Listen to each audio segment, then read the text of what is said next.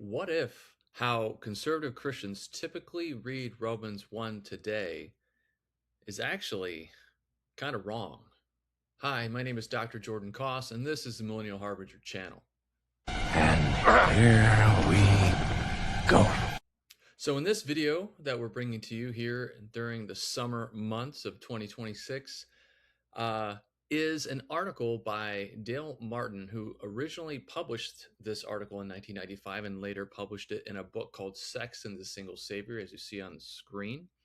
The title is Heterosexism and the Interpretation of Romans 1:18 to 32, and that book was published in 2006.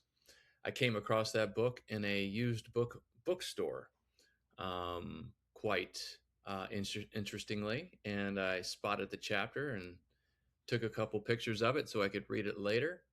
And glad I did, because this is a really interesting article and chapter that many conservative Christians, significant writers on the topic of homosexuality in the recent past, have referenced and tried to critique themselves in light of their own argument for a non-affirming take of Romans 1. But the purpose of this article by Martin was an ideological analysis of modern heterosexist interpretations. When you think heterosexist, think non-affirming. He doesn't take a side, though you can tell he takes a side, but he's not trying to offer his own interpretation or exegesis. Rather, I think in one way, he's trying to offer a different backdrop to the argument Paul's making, different as opposed to the backdrop that's offered by your typical non-affirming conservative theologian. We're ready to believe you. What are heterosexist readings? Again, like I said, when he says heterosexist, think of just somebody who takes a non-affirming position, because that's pretty much what he means by that. It's somewhat derogatory, but let's just move on. One of the things he says in his article in terms of defining heterosexist is like, heterosexist maintains that heterosexuality is the normative form of human sexuality. It is the measure by which all other sexual orientations are judged. And he also says this: modern heterosexist scholars are being disingenuous or self-deluding when they claim that their position is simply an appropriation of the biblical view. Now, I'm going to agree with a lot of what Martin says here in this article, but I also disagree with a lot of what he says as well. In general, I disagree with his affirming position, some of the conclusions he gets to, but overall, in the first section that he's going to talk about the origin of homosexuality, it's kind of like, yeah, he's right. He's right. And I'm going to hopefully show you why he's right. There's a couple of wavy lines. So Martin focuses his attention on two articles by Richard B. Hayes. Obviously, we know Richard B. Hayes. If you have been alive recently, just came out with a significant book, The Widening of God's Mercy, showing how he changed his mind from, being non-affirming in the 80s and the 90s to, we're not really sure when he changed his mind, but getting to a point of being willing and open to publish a book arguing an affirming take, and telling the world that he did change his mind. He was, I believe, retired at that point from Duke Divinity School, which maybe played a part in why he decided to publish at that time. But Martin is focusing his attention on several of Hayes's published works when he was arguing for a non-affirming position from Romans 1.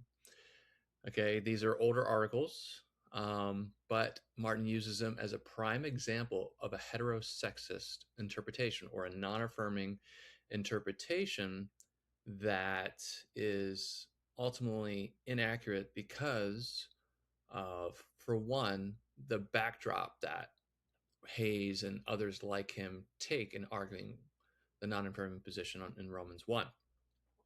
But the reason he chooses Hayes is not only was Hayes the most well-known popular non-affirming theologian of that time in the 80s and 90s, and maybe even 2000s.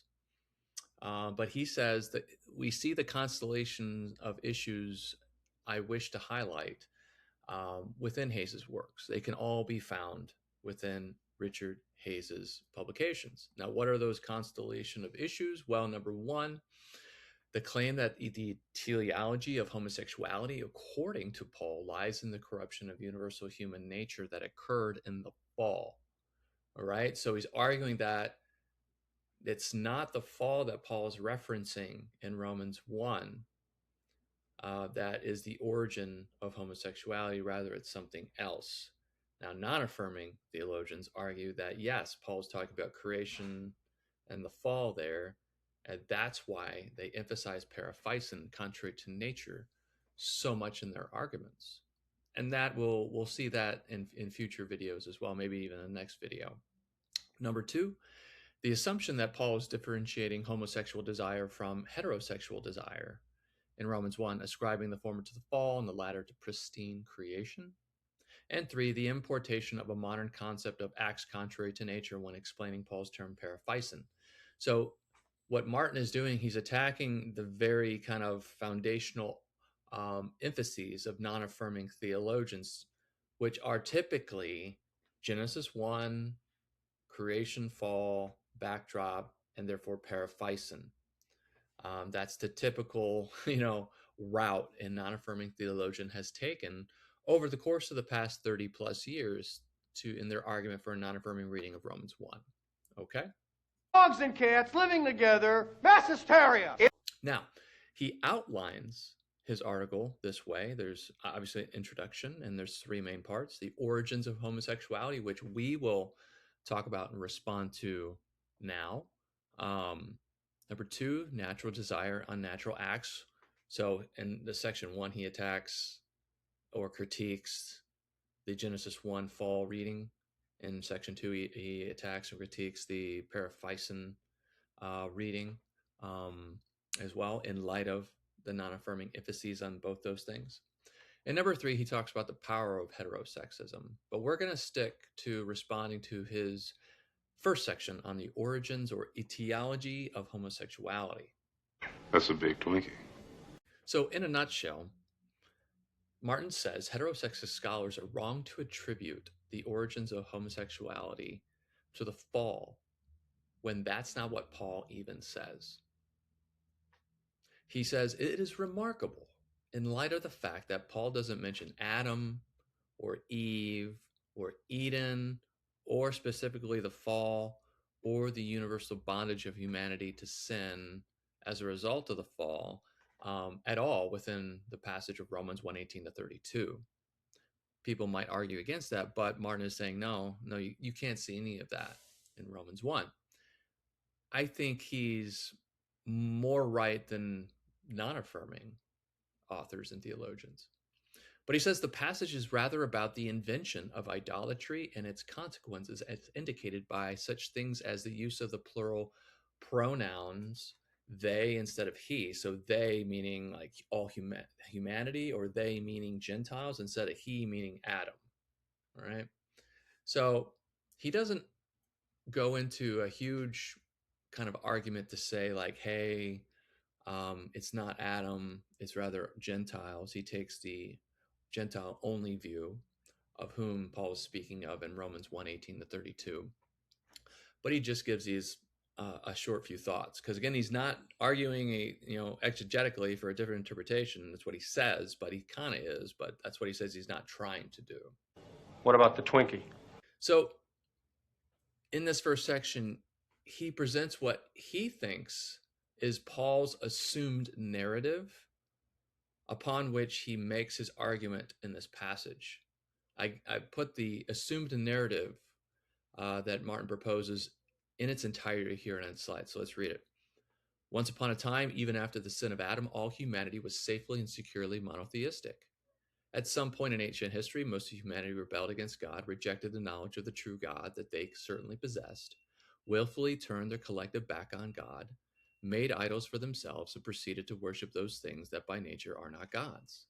As punishment for the invention of idolatry and polytheism, God handed them over to depravity, allowing them to follow their passions, which led them into sexual morality, particularly same sex coupling. Homosexual activity was the punishment meted out by God for the sin of idolatry and its polytheism. Okay?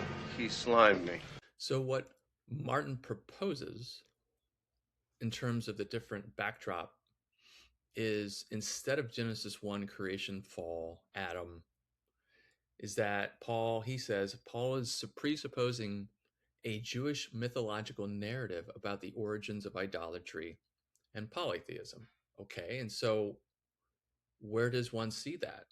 And he argues one can see that in the book of First Enoch and Jubilees, which are two books that are part of what you would call Second Temple Jewish literature, the pseudepigraphal literature. These two books are not in, obviously, our Protestant Old Testaments, but these two works of literature are significant to know about if you want to understand what you read in the New Testament.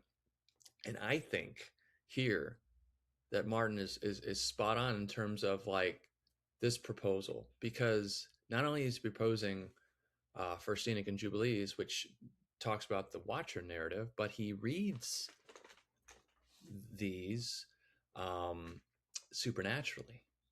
He takes a supernatural reading of Genesis 6, which First Enoch and Jubilees kind of unpack what the sons of God did to the daughters of men and to humanity there in Genesis 6, which made God bring about the flood upon humanity and upon those rebel supernatural beings. I think because of what Martin does here in proposing this, he can get us closer to how to read Romans 1 than non-affirming theologians.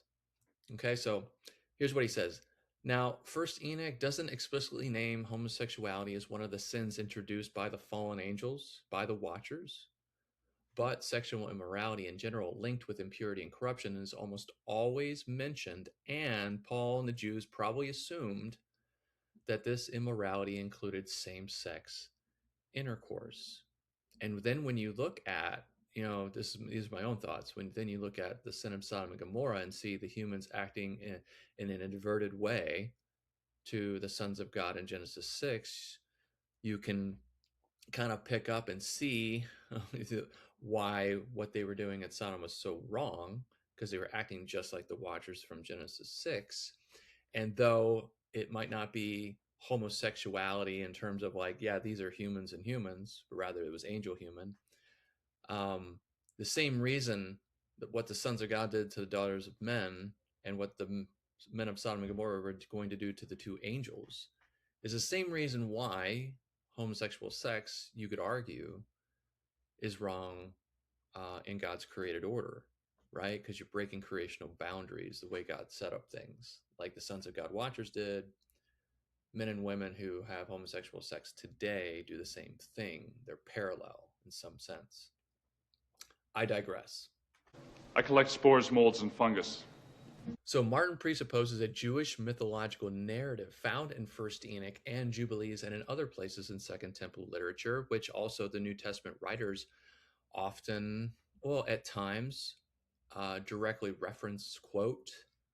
And so many of the stories we find in the Gospels and in the New Testament are built off of that Enochian story, or as Heiser would say, Dr. Michael Heiser would say, the Enochian etiology of evil, where he talks about that in his book, Reversing Herman.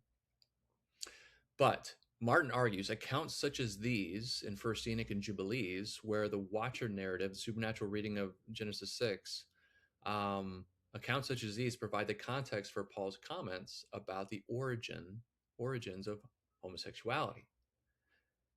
And Martin says, my reading of Romans 1 as a reference to the origin of idolatry rather than to the fall is not original or unusual. So he's arguing the origin of idolatry and the consequences that sprang from it can be seen in the supernatural Watcher story from Genesis 6, unpacked by First Enoch and Jubilees. And looking at Romans 1 like this, it's like he's not being original. Others have proposed the very same thing, nor is it unusual.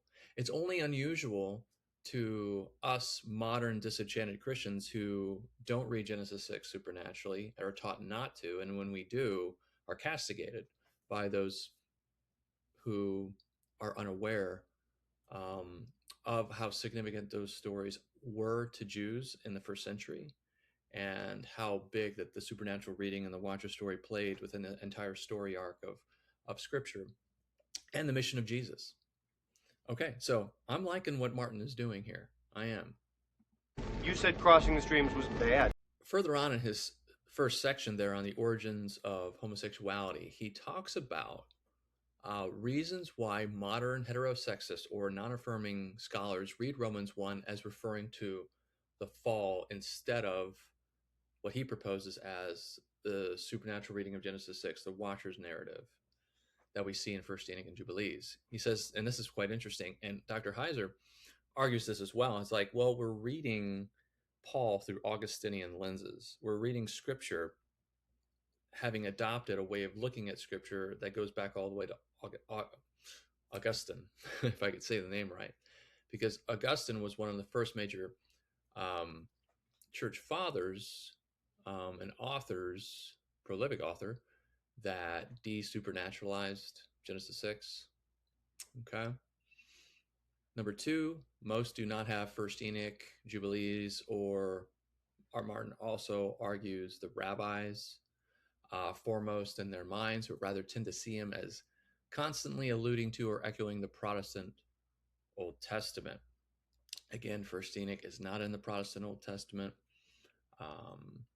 but again, as many others have argued, that doesn't mean a book like First Enoch or Jubilees didn't play a major role in how the New Testament authors were thinking, what they were writing in the New Testament, right, etc. Number 3, Martin argues that modern scholars, non-affirming heterosexist scholars, read the fall into the text because it renders it more serviceable for heterosexist purposes. That's more of a jab than an argument, I think, but those are his 3 reasons why. Number 1, I definitely agree with. Number 2 is also like they're, modern Christians are either unaware of or they, even if they are aware of it, they disagree with the supernatural reading, so they ignore it. This is where we store all the vapors and entities and slimers that we trap. So kind of wrapping up Martin's argument here, these next couple slides, he says Paul's own logic assumes a mythological structure unknown to most modern persons, Christians included, right? And he says most of us do not believe that once upon a time homosexuality did not exist until a sudden invention of polytheism. And the way he argues that, this is one of the areas where I don't quite agree with him, but he also says most of us probably do not believe that the abolition of idolatrous cults and polytheism would spell the end of homosexuality. I don't think that's what Paul thinks, and we'll get to that. He goes on, and this is a summary of his argument. Modern people, even Christians, do not believe the mythological structure that provides the logic for Paul's statements about homosexuality in Romans 1. That I agree with. That I think is what this channel is trying to propose, right? Martin has his proposal, which overlaps, right, with the overall Deuteronomy 32 worldview framework and story arc. Heterosexist scholars, he then says, alter Paul's reference to a myth that most modern Christians do not even know, much less believe, that is a myth about the beginnings of idolatry or the supernatural reading of the Watchers in First Enoch, Genesis 6, and pretend that Paul refers to a myth that modern Christians do believe, at least on some level, the myth about the fall. All right, it's a lot easier to get Christians on board today with believing the fall, as opposed to believing a supernatural reading of Genesis 6. He's absolutely correct. Heterosexism, he then says, can retain Paul's condemnation of same-sex coupling only by eliding the supporting logic of that condemnation. And that's kind of like a mic drop moment. In some sense, I would say yes and no, right? Yes and no. But that's I think his critique of non-affirming readings of Romans 1 by Hayes, and as we'll see in future videos, others, is right on point. It's right on point.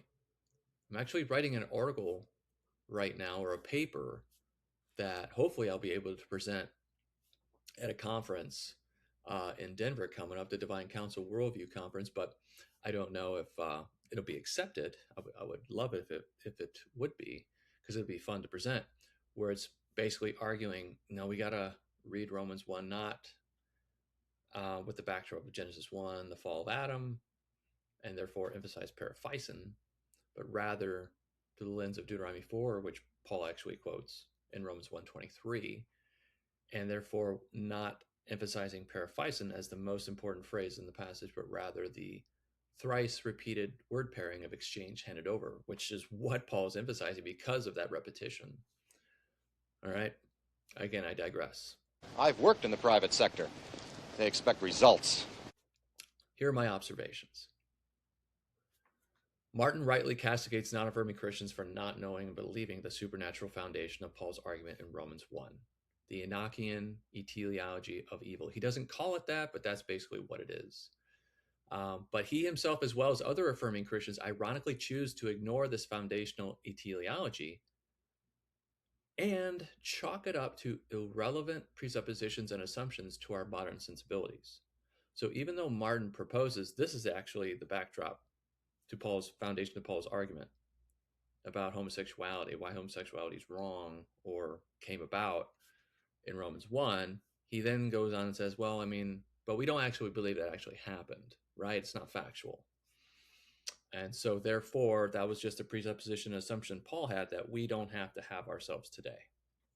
That is a common general categorical argument made by affirming Christians today. Well, obviously they didn't think, they thought the way they thought, and good for them, but we're a little bit more enlightened now, and we don't think that way anymore, and it's okay. So, yay, Martin, but also kind of as well. It's the Stay Puft Marshmallow Man. Okay, conservative non-affirming Christians are no different than their affirming counterparts when both disbelieve and or ignore the supernatural reading of Genesis 6 and the Enochian etiology of evil that forms the foundation, or part of the foundation, of Paul's argument within Romans 1, because the supernatural reading of Genesis 6 is part of that, what Heiser calls the Deuteronomy 32 worldview that Paul quotes a significant foundational passage of in Romans 1:23, which is Deuteronomy 4:15 to 19. And so both affirming and non-affirming Christians are kind of in the same boat in this regard. Listen. You smell something? All right. Another observation. Martin gets closer to Paul's foundational logic than most non-affirming theologians, who emphasize Genesis 1-3, the fall of Adam, creation, the fall of Adam, and then therefore paraphysin, which is the phrase that means contrary to nature. Again, in another video, I'm going to go into Robert Gagnon's take and Preston Sprinkle's take, which basically do that very thing. But Martin also misses it. Now, Martin does a great thing, and I really like what he did in his article, pointing out what he pointed out in terms of they're getting the backdrop wrong. But he also misses Deuteronomy 4, Psalm 106, in Romans 1:23, and therefore, as a result, he misses the exchange handed over significance of those terms, the metonyms that refer to the dark powers, the rebel Elohim of the nations, influencing humanity into the wicked behavior that is listed out from verses 26 through 32, highlighting homosexuality. So, though obviously Heiser's writings weren't around in the mid-90s, or even in the mid-2000s, the literature that Heiser put together to write his dissertation in the early 2000s, it still was. But I'm grateful and thankful that Martin wrote this and proposed this, because I'm basically in general in agreement with that proposal and also the critique of non-affirming readings, emphasizing creation, Genesis 1 through 3, and paraphysin.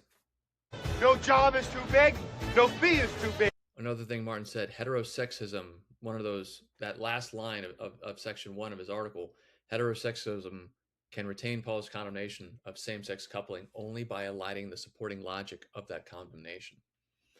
Okay, only in disenchanted non-affirming interpretations, which unfortunately rule the day right now, is that the case. Which, again, Genesis 1 through 3, leading the emphasized paraphysin as a main argument for the non-affirming reading. Which, what does that do? It basically turns Paul's argument against homosexuality into a natural theology, creation order argument. And as a result of what I'm arguing in my paper, it kind of, and to use the terms from Charles Taylor, it flattens Paul's argument from a transcendent, supernatural, cosmological argument into a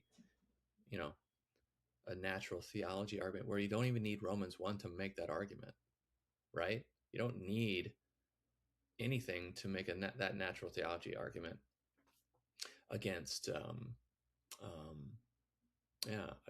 let's say affirming readings, in opposition to affirming readings, in opposition to homosexual sex, of living that way. But the Deuteronomy 32 worldview, I would argue, is the mythological structure and supporting logic that makes sense of the origins of idolatry argument and the condemnation of same-sex coupling in Romans 1 while staying true to the text. Okay? So Martin did a great job proposing First Enoch, the supernatural reading of the Watcher story. But I think that then helps lead us towards what Heiser proposes himself in terms of how to read Paul in Romans 1 and this Deuteronomy 32 worldview framework that helps us understand the scriptural story arc from Genesis 1 to Revelation. Welcome to the party, pal!